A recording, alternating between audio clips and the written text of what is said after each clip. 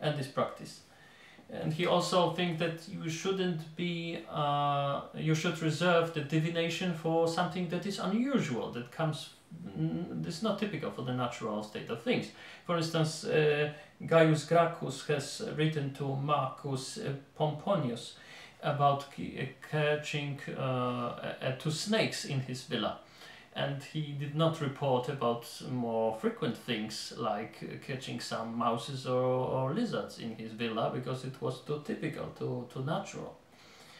And he also, so Cicero is all the way against false divination, and he calls those things, he calls many sorts of divinations as superstition.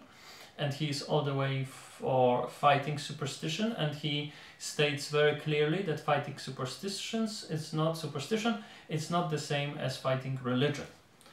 And he's quoting again Ennius, the deist, so to speak. He didn't call him a deist, it's a modern term from the 17th century, but he is quoting Ennius again about this disinterest of God in our human affairs, and he also quotes a very interesting idea from Epicurus again. He is not despising Epicurus as many of his contemporaries did, and he's quoting Epicurus's idea that the world is not finished.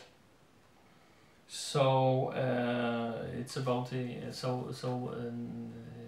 starting from this that the world has no end.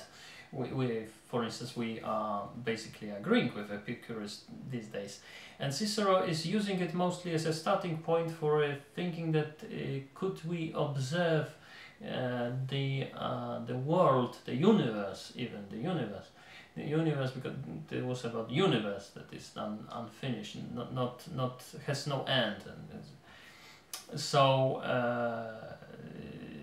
Cicero is now thinking about if we can observe the universe from outside, because if it has no borders, then we couldn't. So this is just an interesting thought that I reserve for the end of this small analysis.